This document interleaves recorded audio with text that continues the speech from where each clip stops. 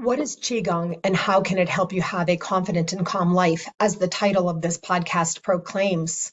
You will find the answers in this podcast series with host, the Confidence Coach Susan Axelrod, and co-host Nadine Searle, the Calmer Self Coach. Qigong is an ancient Chinese practice of mindfulness, but it's so much more. Called internal medicine, it is said that using the practice of Qigong can create an elixir within. Could this be true?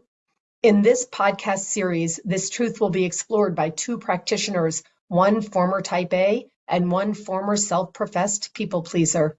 Dr. Roger Jahnke calls Qigong one of the most eloquent, poetic, and effective tools in our quest for personal breakthrough and peace of mind. Your podcast hosts, Susan and Nadine, agree. Qigong can be a new tool in your personal health practice kit. Join them for this conversation that may just change your life. Hello, friends. Welcome to this episode on being present. Qigong is one of the tools that I used to get myself into what we call the present moment. When you do a podcast, you sit for a moment backstage with the guest before you go live. And Nadine, Searle, and I were just saying, we didn't really know what it meant to be present. Isn't that true, Nadine? Yes, exactly. I confessed to you, no surprise to you, of course, that it took me years to know what that meant. People always said to me, oh, be in the moment, just be in the now. That kind people hear it all the time. I didn't know what that meant. I didn't know how to do it. It took me a long time to learn. I'm glad to say that you and I both teach people how to do this. It doesn't need to take a long time. But that was my experience. I didn't have a clue. And I think you said you were the same, weren't you? It wasn't something that you knew how to do. It was one of those things, honestly, that I used to mock, like breathing, mindfulness, being present. And then I used to say things like being happy is overrated. I honestly did. And so, no, I didn't have the tools. I didn't have the understanding. And it really, and I suffered because of it, I believe. Yeah. I would totally agree with that one with you, because I didn't realize how much I suffered through not living in the moment and what I missed as well. That's the other thing. But I was I don't think it's too dramatic to say, in constant pain, either being in the past, regretting, worrying, fussing, thinking I should have done something another way, or being in the future, which I think is where I was most of the time, planning, trying to do the right thing, trying to second guess what I was meant to be doing. As you have mentioned many times, I was the eternal people pleaser. And when you are that kind of person, you're spending all your time thinking, what does that person want me to be?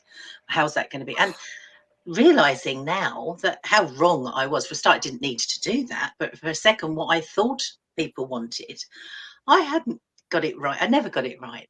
Never And got it so, right. so I was wasting time and energy and precious moments, and missing me, missing nature, missing all the things around me, just in this constant either looking back, and mostly with regret and giving myself a hard time, or looking forward, trying to be what I thought I was meant to be. So that is exhausting, isn't it, Susan? It's exhausting. And I have to tell you, I feel myself becoming emotional because, I can see. when you just said losing precious moments of the present, I could feel the energy of the wishing and wanting and yearning for certain things to to already be here, to look to the future.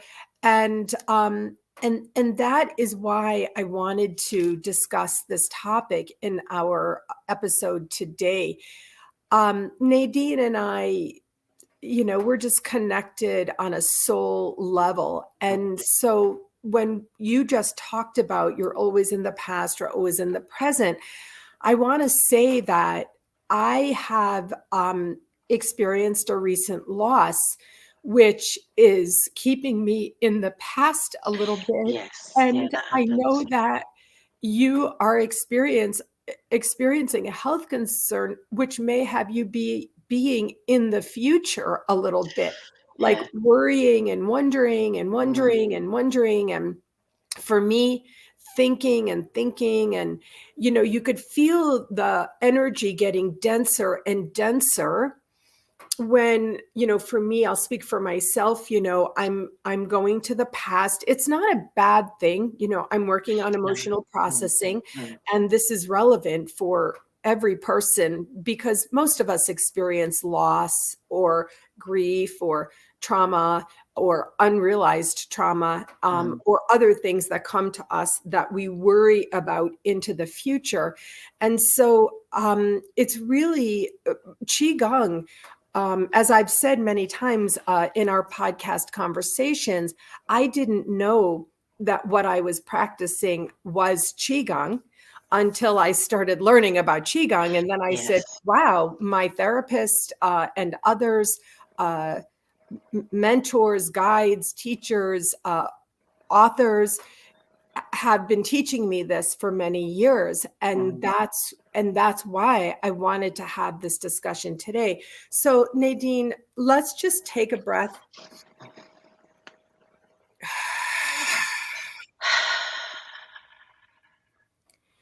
So in real time, people who are viewing this or listening saw this happen to me. Even when you were speaking, I can feel, the emotion rising. What's the emotion from? It may be something that happened in the past or something that happened in the future, or, thinking about the future, because I can tell you right now, I'm sitting in the most beautiful place. I have this beautiful fire behind me. I'm with my dear soul sister in this moment. And you and I together are speaking out words, creating and emitting deeply loving, energetic, ideas. And this is where we are in this present. Do you know what I'm saying?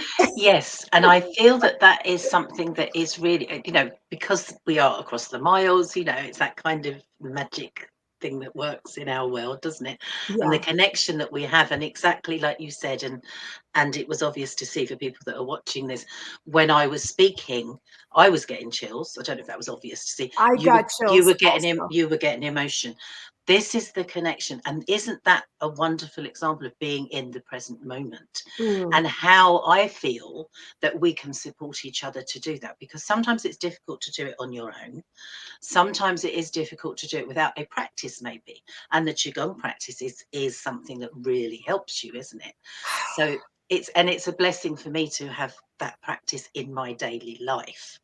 And I know it's something that you're doing, you're teaching people as well. It's something that you put into your whole wonderful way of helping people. And it's so valuable, isn't it? Because the people, like we said right at the start, who don't know how to do it, this is a way that we can go, well, this is a way. There's lots of ways, but it's one way, foolproof, easy, gentle, loving and kind way that we can actually get in that present moment. And I feel that when I first started practicing Qigong, I didn't even know that's what I was looking for. I didn't know that's what I needed, but it gave me that. And then I started to go, oh, for that last hour, because I used to spend an hour at classes. I don't spend an hour now, but for that hour, I was in the moment. I go, oh, I did it. Did it without realizing. That's lovely, isn't it? And that's what you're teaching people, isn't it? So that's beautiful. It's so good. All of this is so good. Yes, Dr. Roger Jahnke, who heads the Institute for Qigong and Tai Chi, which is where I'm working on getting my training and certifications. He talks about opening your hands up, putting them in front of you, opening your hands up, and imagining and placing the past in one hand and the future in another hand. And when you then bring your hands together like this and place them into your heart center, right? Your heart center here, your heart brain, as it's called, all the past drops away here and all the future drops away here. And then we are mindfully present. So one of the things that I've learned about Qigong is you don't have to be the top master No. of Qigong. You don't have to know the most. You really hardly need to know anything, which is why what you and I are doing in this podcast series is talking about the idea of how Qigong can support your life. We're teaching basics like this basic that I just did. Before. When I got emotional, I honestly cried. I would have cried full on if I didn't say, oh my gosh, we need to take a breath and we need to calm down and settle down and settle and settle. And then I could be present again with you. So the title of this episode is called On Being Truly Present, which may be a judgment or it may be a qualifier. But the reason we're talking about this today is to help people come out of the stress, out of the worry, to be what I've learned is called presencing. And that's why when we also, it's another Qigong move to lift up the body, align the spine with the neck, and bring your chin back to where it's supposed to be. Bring your shoulders down and take a breath in and out. Beautiful. Beautiful. And you've just demonstrated so easily that you can do it just by using what you've got with you all the time, your hands. One hand for the past, one hand for the future. Bring them together, just centering. It's so simple, isn't it? And so quick and easy. Anyone can do it anytime, anywhere. And that is exactly like you say. Yes, you can do a practice. I used to do classes for an hour. I now have about a 20-minute daily practice. I can do something in quicker times, but it can be accessible for everyone without learning lots. Obviously, it's lovely if you do want to learn more, isn't it? But that you just demonstrated is exactly the essence of it, isn't it? And that will work and help people. But I'd like just to say, if you don't mind, just to track back a bit where you're saying when you felt the emotion coming up, that you could, I wasn't not going to say push it away, but you could actually get back to being together. And obviously we're on a podcast, it's probably quite important. But with a lot of people I work with, and I'm sure you find the same, what they need and what we help them with is actually really getting in touch with those feelings so that they can actually maybe cry more. Maybe get those emotions moving, because again, as I've said it so many times, when we're in fear, when we're in worry, when we're in stress, we're stuck, we're holding ourselves tight. So that flow of movement is beneficial as well, to really go and maybe make those tears come more. And I say make them, that sounds cruel, that's not what it's about, but encourage the emotion to flow, because there is a time and place for that as well, isn't there? And I'm sure you've stepped into that a lot lately. I know I have lately. Really working those emotions and getting them to come up more so that we can move through. Definitely. And that is important too. And I just wanted to say that for people to, it's not about, some people think we're pushing emotions away, and we're actually not. We're welcoming them up and putting them, getting them where we want them to be.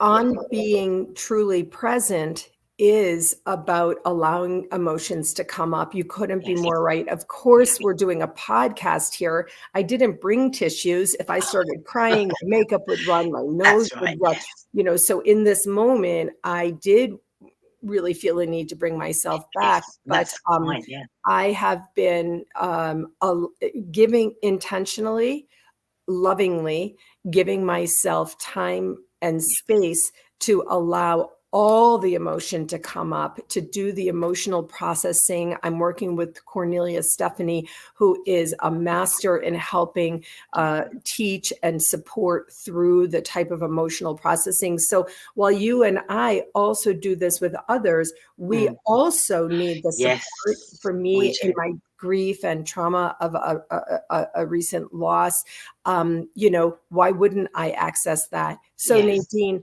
I'm so lucky and blessed to live near Sedona, Arizona, and I spend a lot of time hiking in the trails and just sitting there and allowing the tears to flow. And I do, that is absolutely so important. It's an interesting piece of our conversation about, the emotion and what's underlying it. And we're talking about emotional processing through the emotions. That's what you brought up. Yeah. But oftentimes emotions stem from the past or worry about the future. Yes. And so there's some kind of magic around being truly present. One of the ways that I learned, as you said, I didn't know it at all. I didn't know what it meant. I didn't know how to do it. I didn't know, anything about it. And one of the tools that supported me over 20 years was learning of the power of visuals, Nadine. Yeah. So in the day before my personal enlightenment and transformation journey, I knew about crystals. I knew about numerology. I knew about color psychology. I knew about all the things, I knew about witchery. They called them witches because people didn't understand how, and, but in part of my own journey, I've used visuals. This is one of the tools that I wanted to share today to come to presence. So when it happens to be a full moon and I had to take my dog out this morning at 6 to be ready for our conversation.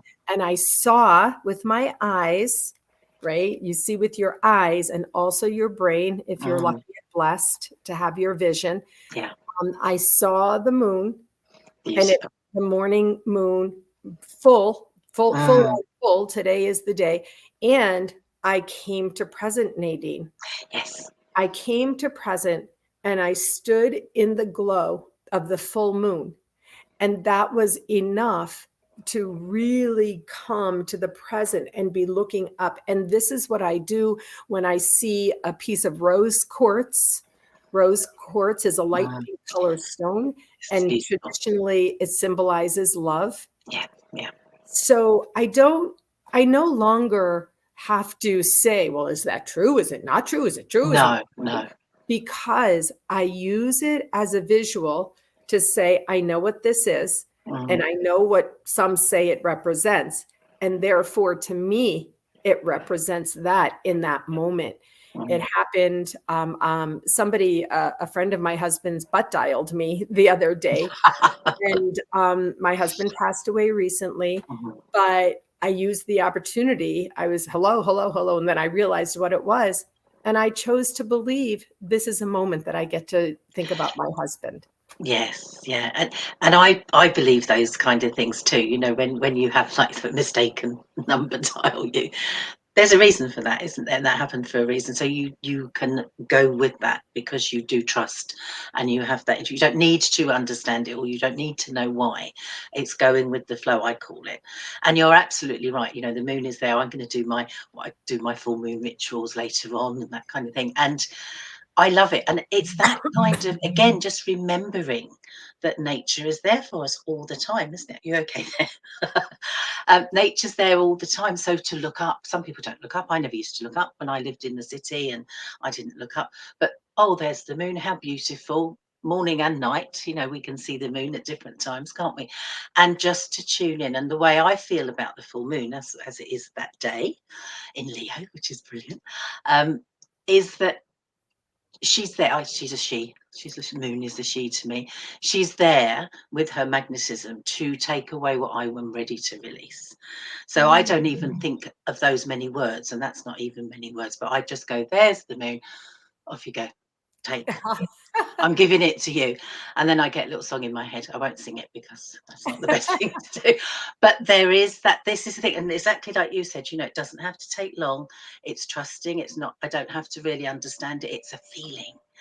And it's just, and how much support we have. Like you say, we get supported by fellow therapists, people that we know.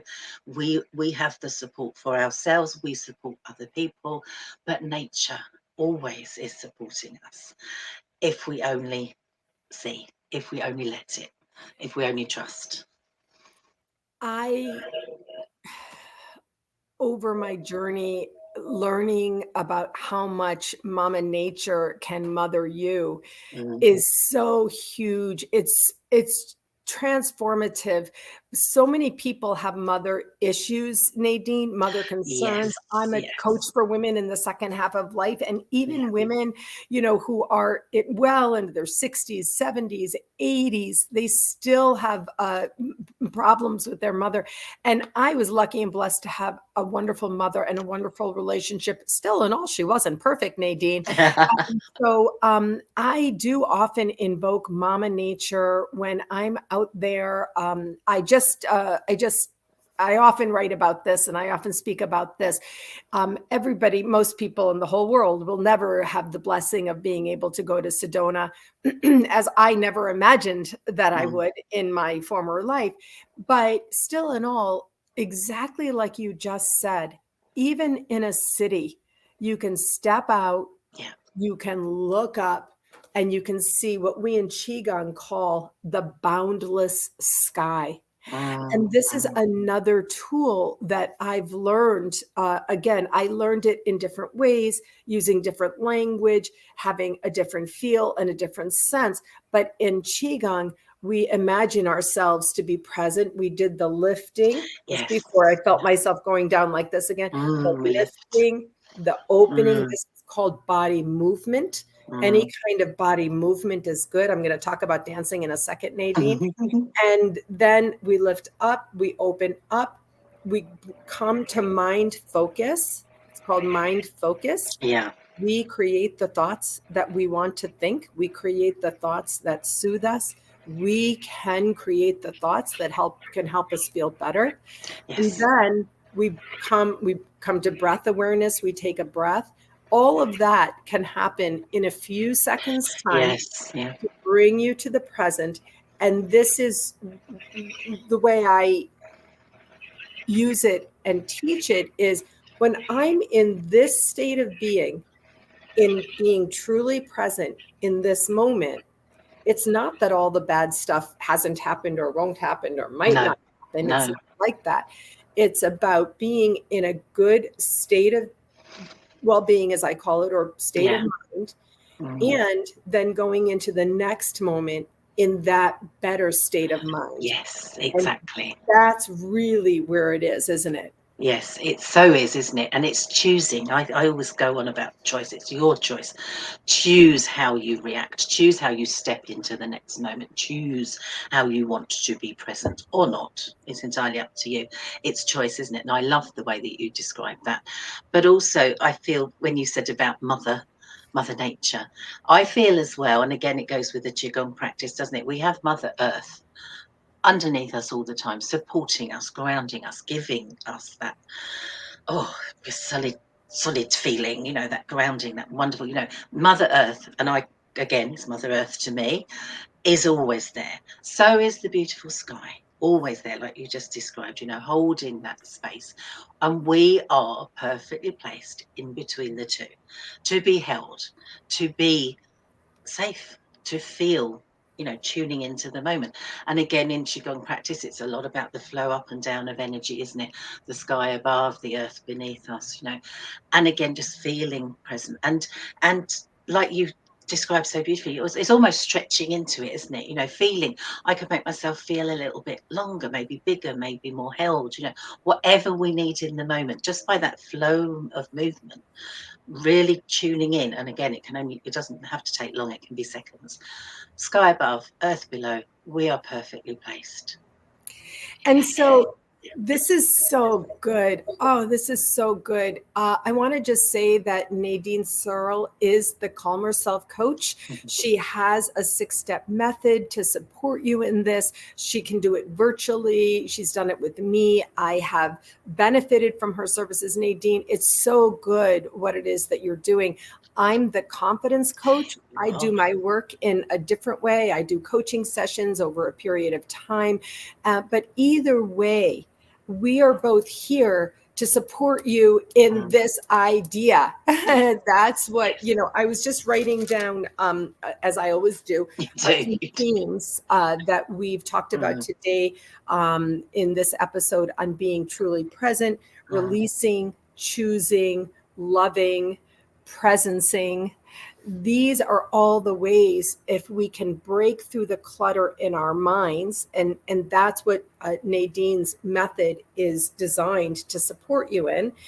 If we can break through the clutter in our minds, then we can rise in this way. Isn't that right?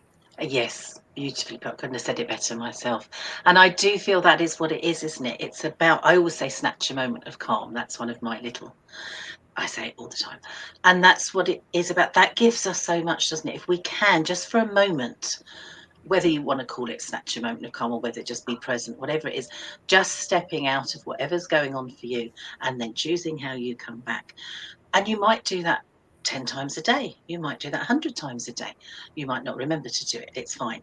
But you have that as a tool, don't you? And again, these are things that we both teach our clients. And it's wonderful to be able to do that. And from your point of view, I mean, yes, you are the confidence coach. You have really helped me so much. I can't say how grateful I am. Just, you know, you ooze confidence, you share it, you support, you do so much with everybody I know, and you've helped me so much. But also with your Qigong practice that you are sharing as well. I'm not really sure, actually. You know, it'd be nice for everyone to know.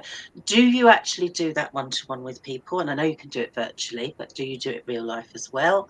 Do you do group sessions where people can join in? I'm not sure how it works for you. So Yeah, let thank us you for know. asking. Thank you for asking. When I got trained and certified as a level 1 teacher, just really learning and teaching the basics, I thought and intended that I would have a local in real life Yes. group, class that I would do. But my life, I'm keeping present, honestly, and because I'm dealing with my own loss, to be honest, really, that's the truth. And I therefore am not forcing the idea that I should have a class and all of that. So I use Qigong in all of my personal coaching sessions. I use Qigong in my weekly self-care accountability group. I do have a weekly online accountability group for self-care this year because of all the reasons we're talking about. Nothing else matters if you don't have self-care. And also, it's hard to get and feel and be well if you don't know what self-care is for you. In my group, I'm not teaching. I'm sharing these tools just like we do here. And I really insist that each one of us learn what works for ourselves in terms of self-care. And so I do have on my mind having a local class, but to be consistent with my own teaching, I'm not forcing myself to do that right now. I do offer, and I do this. I do one-to-one virtual Qigong by phone. It doesn't. It doesn't have to be even on Zoom because there's something very intimate about it, isn't there, Nadine? In some ways, the fancier forms, of course, you may need to teach and that kind of thing. But I'm into the basics of helping women just come up to the present. And so I can, just like we've been describing here, some people will be listening to this podcast, not viewing us. Not seeing, and we can, I very easily in a 30-minute session can help people teach some moves that they can have forever and do to support themselves always. So that's in the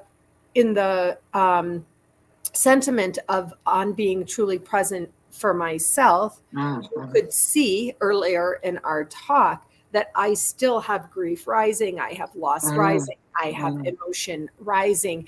And so I am not forcing my motto. It's not my theme for the year, but my motto is force nothing, allow all.